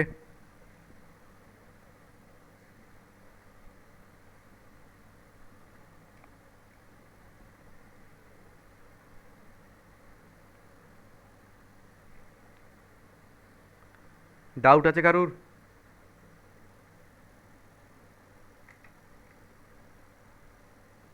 আপনি বলেছিলেন ওই CH3Br বা CH3Cl ওগুলো করা হয় না। না না না, সি, দেখো ব্যাপারটা হচ্ছে, আমি এটা বলিনি CH3Cl CH3Br করা হয় না। আমি বলেছিলাম আমরা CH3OHটাকে অ্যাভয়েড করে থাকি। দ্যাট ডাজেন্ট মিন যে তুমি সমস্ত মিথাইল গ্রুপকে অ্যাভয়েড করবে। আমি বলেছিলাম মিথাইল অ্যালকোহল মানে CH3OHটাকে আমরা জেনারেলি অ্যাভয়েড করি, কারণ ওটা বিষাক্ত, poisonous. But at the same time I should say এরকম কোনো ব্যাপার নেই, কোনো বইতে কোনো জায়গায় এরকম লেখা নেই যে আমরা ওটাকে অ্যাভয়েড করি। রিয়াকশান তো ওটা করে, কিন্তু মিথানল মানে CH3OHটা হচ্ছে আমাদের পক্ষে ক্ষতিকারক। তুমি তো এখানে কোথাও CH3OH নাওনি। অ্যালকোহলের রিয়াকশান আমরা অনেক আগে শেষ করে চলে এসেছি। অ্যালকোহল নিয়ে আজকে আমরা কোনো পড়াশোনা করছিই না, আজকে অন্যান্য কম্পাউন্ড থেকে তৈরি করছি। তো এটা কখনো মাথায় রেখো না যে মিথাইল গ্রুপটাকে আমরা অ্যাভয়েড করছি। আমরা মিথাইল অ্যালকোহল বা মিথানলটাকে অ্যাভয়েড করেছিলাম। বাট অ্যাভয়েড যে করতেই হবে এরকম কোনো মানে নেই। You can write the reactions of C history which there is no problem, but generally আমরা C history C two which নিয়ে রিয়াকশন করি। আচ্ছা, কারো কোনো ডাউট আছে এখান থেকে আর?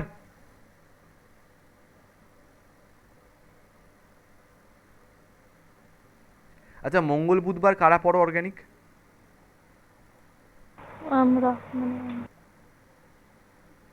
আচ্ছা, মঙ্গল বুধবার যারা অর্গানিক পড়ো, বাকিদের বলছি, যদি তোমাদের এখানে কোনো ডাউট থাকে, আচ্ছা প্রত্যেকে বলছি আমি, প্রথম থেকে শুরু করে অর্গানিকের এত অবধি যার যেখানে যা ডাউট আছে প্লিজ ক্ল্যারিফাই।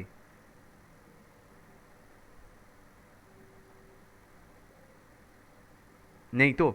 সো তোমাদের সঙ্গে আমার আবার ক্লাস পুজোর পরে, পুজোর পরে না, ও সানডে, কালকে তো আমি একটা অর্গানিকের ক্লাস নেবো বলেছি, রাইট? যারা যারা অর্গানিক করো কালকে সানডে, কালকে একটু তাড়াতাড়ি করানোর চেষ্টা করব, কালকে লাস্ট অর্গানিকের ক্লাস হবে, পুজোর আগে এটা একটা ক্লাস হবে। তো কখন হ্যাঁ হ্যাঁ হ্যাঁ, কখন পড়াবে? যেরকম টাইমে পড়াই। তুমি তো বৈশালীদের সঙ্গে পড়ো না? হ্যাঁ। তোমার না, তোমাদের না, তোমাদের না, যারা রোববার পড়ে তাদের কথা বলছি। আচ্ছা, বাই দ্য ওয়ে, তো মঙ্গল বুধবার যারা অর্গানিক পড়ো তারা বাদে বাকিরা লিভ করে দাও।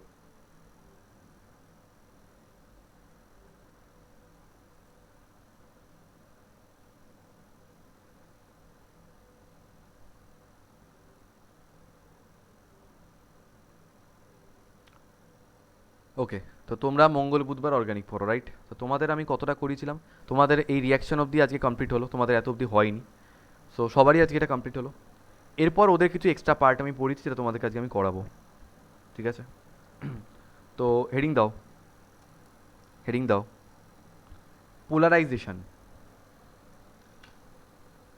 পোলারাইজেশন এই টপিকটা আমাদের কোথায় আছে? পোলারাইজেশন টপিকটা আছে হচ্ছে আমাদের ক্লাস 12-এর ফিজিক্সে, অপটিক্সের একটা পার্ট পোলারাইজেশন। তোমাদের পুজোর পরে আমি শুরু করবো অপটিক্স, চিন্তা নেই, ম্যাগনেটিক ফিল্ড আর অপটিক্স একসঙ্গে চলবে।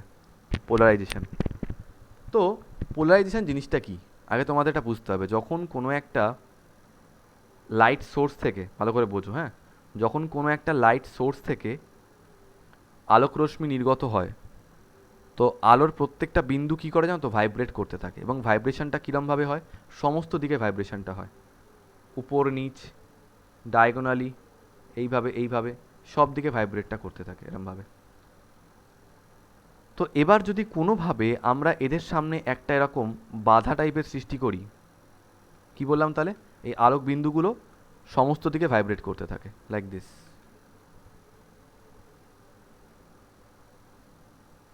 ঠিক আছে? তো এই জন্য এটাকে কী বলা হয় বলো তো? আলোক রশ্মির অ্যাকচুয়ালি কোনো নেট ডিরেকশান থাকে না, কারণ ও সব দিকে লাফাচ্ছে। তো আমি ভাবলাম এতগুলো কম্পোনেন্টের আমার দরকার নেই, আমি যে কোনো একটা কম্পোনেন্ট চাই। সেই জন্য আমি কী করলাম, এর সামনে রাখলাম একটা প্রিজম, নিকল প্রিজম। প্রিজম তোমাদের ফিজিক্সের ইয়েতে আছে, অপটিক্সে আছে, ওটা পড়ানো হবে। যেখানে একটা টপিক আছে, তোমরা ছোটোবেলায় পড়েছিলে, আভ্যন্তরীণ পূর্ণ প্রতিফলন। কি হয় যখন কোনো একটা আলোক রশ্মি প্রিজমের মধ্যে দিয়ে অতিক্রান্ত হতে চায়, তো একটা সার্টেন অ্যাঙ্গেলে রিফ্লেক্ট করার জন্য বেশিরভাগ আলোক রশ্মি আবার উল্টো দিকে ফিরে যায়, তো ওর ভিতর দিয়ে পাস করতে পারে না। তো এবার ধরো এই প্রিজমের মধ্যে আমি একটা ছোট্ট স্লিট মানে কি জানো তো? ছিদ্র, এরকম একটা লম্বা ছিদ্র টাইপের রেখে দিয়েছি। তো এই লম্বা ছিদ্রটার মধ্যে তোমরা আমাকে একটা কথা বলো, এই যে এতগুলো কম্পোনেন্ট আসছে, কোন কম্পোনেন্টটা পাস করতে পারবে বলে তোমাদের মনে হয়? এই যে মাঝখানে যে কম্পোনেন্টটা রয়েছে উপর নিচে যেটা ভাইব্রেট করছে, তো যখন এই প্রিজমের মধ্যে দিয়ে লাইটটা পাস করবে, লাইটটা পাস করার পর এখান দিয়ে শুধুমাত্র এই কম্পোনেন্টটা পাস করতে পারবে, বাকি লাইটের আর কোনো কম্পোনেন্ট কিন্তু রইল না। এই যে আমরা লাইটের এতগুলো কম্পোনেন্টকে সরিয়ে দিয়ে শুধুমাত্র একটা কম্পোনেন্টকে রেখে দিলাম, এটাকে বলা হয়, এই প্রসেসটাকে বলা হয় হচ্ছে পোলারাইজেশন। তার জন্য আমরা কি ইউজ করেছি? নিকল প্রিজম, নিকেল নয় কিন্তু, ঠিক আছে? নিকল প্রিজম ইউজ করা হয়েছে। তো শুধুমাত্র ওইটাই কেন পাস করবে, বাকিগুলো কেন করবে না? বাকিগুলো কি করে পাস করবে? বাকিগুলো কিভাবে রয়েছে? বাকিগুলো এইরমভাবে যাচ্ছে না? যেটা ওই অক্ষের সাথে সমান্তরাল ভাবে রয়েছে সেটা তো চলে যাবে। কোনটা? মানে যেটা ওই বিন্দুটা যে অক্ষটাতে রয়েছে সেটার সাথে না না না না না সমান্তরাল। না না, no no no no no, স্লিটের আকারটা যেরকম হবে একমাত্র সেটাই পাস করতে পারবে অলওয়েজ। এটা এটা মানে তোমাকে এইভাবে এখন বোঝাতে পারবো না, যখন আমি টপিকটা করাবো তখন করাবো, চিন্তা নেই। তুমি যেটা বলছো আমি বুঝতে পেরেছি। তুমি ভাবছো কেঁচোর মতো ওটা পাস করে বেরিয়ে যাবে, জিনিসটা যেভাবে আঁকা হচ্ছে ওইভাবে তো হয় না, না জিনিসটা। পড়াবো পড়াবো, চিন্তা নেই, বুঝেছি তুমি কি বলছো।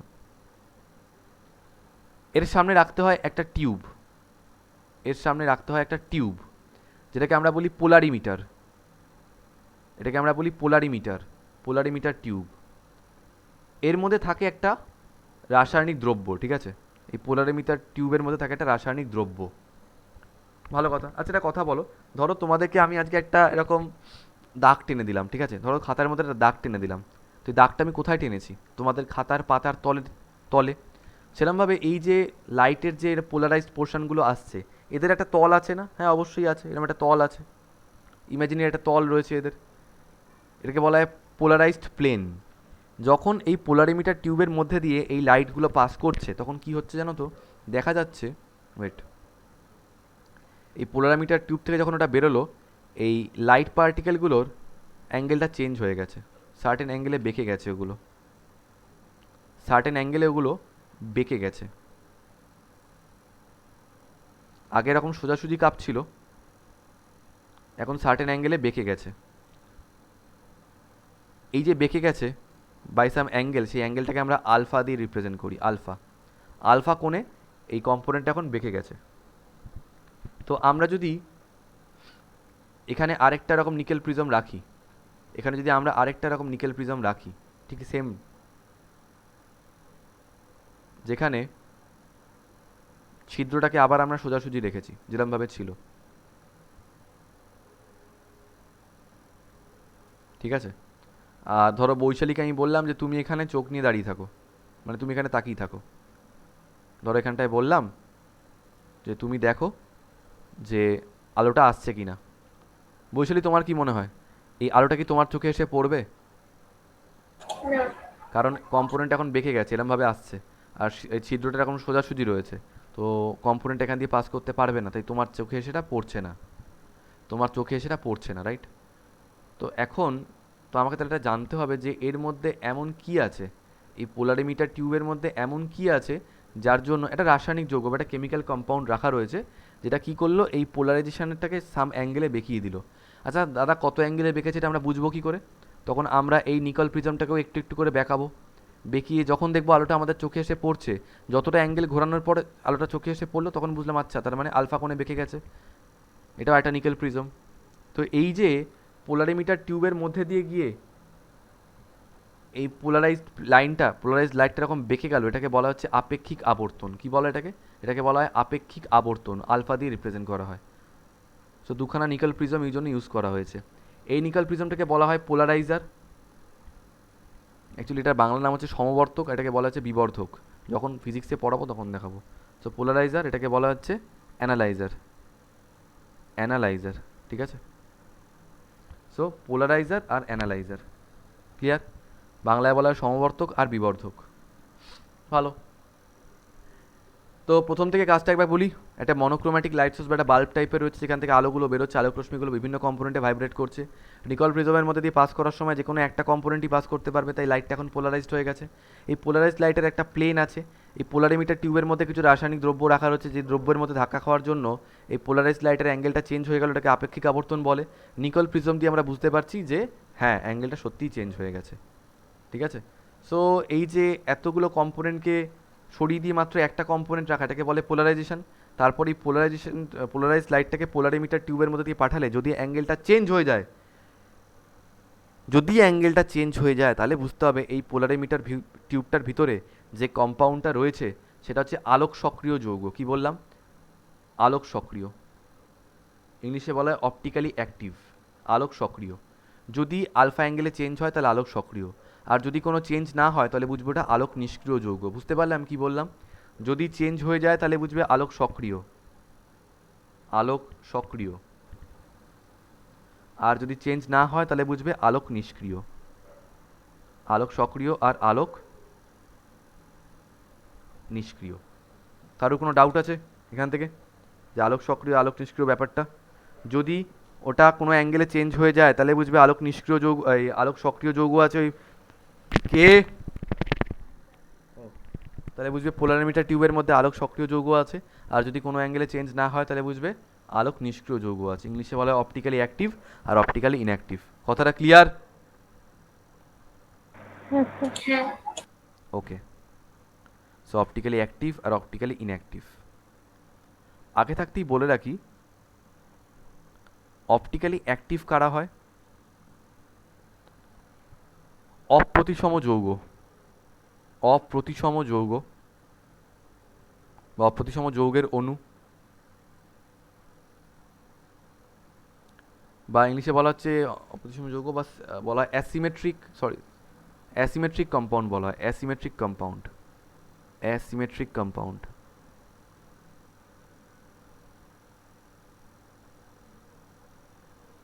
আর অপটিক্যালি ইনঅ্যাক্টিভ কারা হয়? প্রতিসম যৌগ,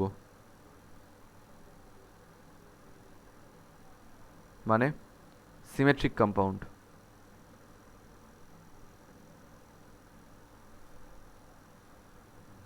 ওকে, সো অপ্রতিসম যৌগ এবং প্রতিসম যৌগ। অপ্রতিসম যৌগগুলো আলোক সক্রিয় আর প্রতিসম যৌগগুলো আলোক নিষ্ক্রিয়। তাহলে বৈশালী আমি একটা কথা বলো, যদি এই পোলারিমিটার টিউবের মধ্যে আমি কোনো প্রতিসম যৌগ রাখি তাহলে কি কোনো অ্যাঙ্গেলে ঘুরবে পোলারাইজ লাইটটা? না। না। যদি অপ্রতিসম যৌগ রাখি তাহলে এটা ঘুরবে, কারণ অপ্রতিসম যৌগগুলো আলোক সক্রিয় হয়। এইটুকু ক্লিয়ার?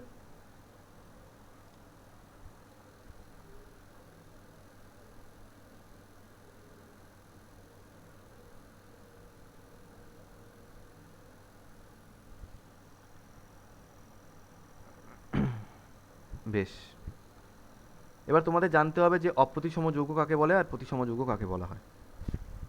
তিনটে কন্ডিশন আছে, বুঝলাম, তিনটে কন্ডিশন আছে। এই তিনটে কন্ডিশন তোমাদের ক্লাস 11-এ ছিল, তাই এখানে অতটা লাগবে না। শুধু একটা কন্ডিশন তোমাদের এখানে জানতে হবে। শর্ত তিনটে আছে, ইংলিশে লেখাচ্ছি আমি, হ্যাঁ। একটা হচ্ছে symmetry of plane,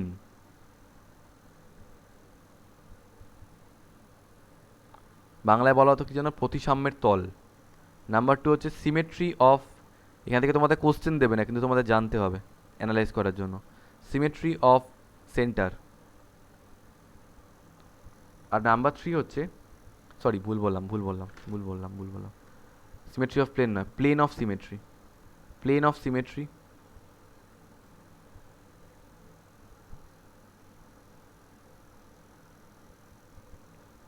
centre of symmetry. আরেকটা হচ্ছে alternating axis of symmetry, alternating axis of symmetry. ভালো করে শোনো, এই তিনটে symmetry, plane of symmetry, centre of symmetry, alternating axis of symmetry, দাদা এগুলো কি 11-এ ছিল। আমি প্লেন অফ সিমেট্রিটা তোমাদের কাছে দেখাবো, এগুলো আর বোঝানোর এখন সময় নেই। এই তিনটে সিমেট্রি রুলের মধ্যে যদি কোনো কম্পাউন্ডে একটা রুলও থাকে, কোনো একটা যৌগ যদি এই তিনটে সিমেট্রির মধ্যে মিনিমামলি একটা সিমেট্রিকেও মেনে চলে, তাহলেই ওটাকে বলা হবে সিমেট্রিক কম্পাউন্ড বা সিমেট্রিক কম্পাউন্ড বা প্রতিসম যৌগ। আর যদি এই তিনটের মধ্যে তিনটের একটাকেও যদি কেউ না মানে, তাহলে সেটাকে বলা হচ্ছে অপ্রতিসম যৌগ। তো তোমরা লেখো, যদি কোনো যৌগ, যদি কোনো যৌগ উপরিউক্ত তিনটি শর্তের যে কোনো একটিকেও মেনে চলে, যে কোনো একটিকেও মেনে চলে,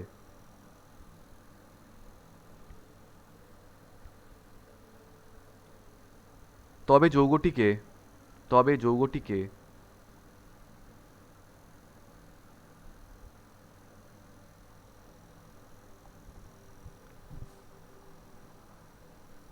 প্রতিসম যৌগ বলা হয়।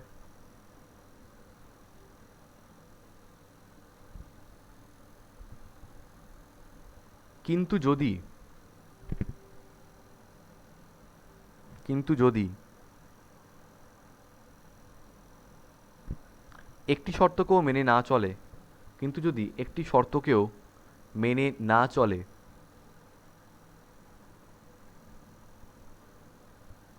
তবে তাদের অপ্রতিসম যৌগ বলা হয়, তবে তাদের অপ্রতিসম যৌগ বলা হয়, অপ্রতিসম যৌগ বলা হয়। আচ্ছা, এটা কথা আমি জিজ্ঞেস করছি একটু, যে কালকে যদি আমি বাই চান্স ক্লাস নিই, রোববার মানে লাস্ট অর্গানিকের ক্লাস, তো তোমাদের মধ্যে কে কে করতে পারবে না ক্লাসটা? কালকে রাতে কার কার করা সম্ভব হবে না? আমার মনে হয়, স্যার মনে হয় আমার কালকে রাত্রিবেলার যে ক্লাসটা ওটা হবে না। সো তুমি করতে পারবে তাই তো? যদি হ্যাঁ পারবো। আচ্ছা, আমি বাকিদের কথা জিজ্ঞেস করি তাহলে এবার একটু, বাকিরা বলো। কারণ অ্যাজ পার মাই নলেজ রোববার থেকে সাধারণত সব টিচার পড়ানো বন্ধ করে দিচ্ছে, তো সেই জন্য আমি জিজ্ঞেস করছি যে তোমাদের কি কালকে সম্ভব হবে কালকে ক্লাসটা করা? হ্যাঁ স্যার, আমি করতে পারবো। আচ্ছা, পারবে তাই তো? হ্যাঁ। বাকিরা? 10:30 থেকে তো? হ্যাঁ হ্যাঁ, হ্যাঁ স্যার হবে। ঠিক আছে তাহলে হ্যাঁ স্যার হবে। তাহলে তোমরা কালকের ক্লাসটা একটু করে নিও কষ্ট করে। পুজোর আগে তোমাদের সঙ্গে লাস্ট ক্লাস, তারপরে আবার পুজোর পরে দেখা হচ্ছে। ওকে, লিভ করে দাও।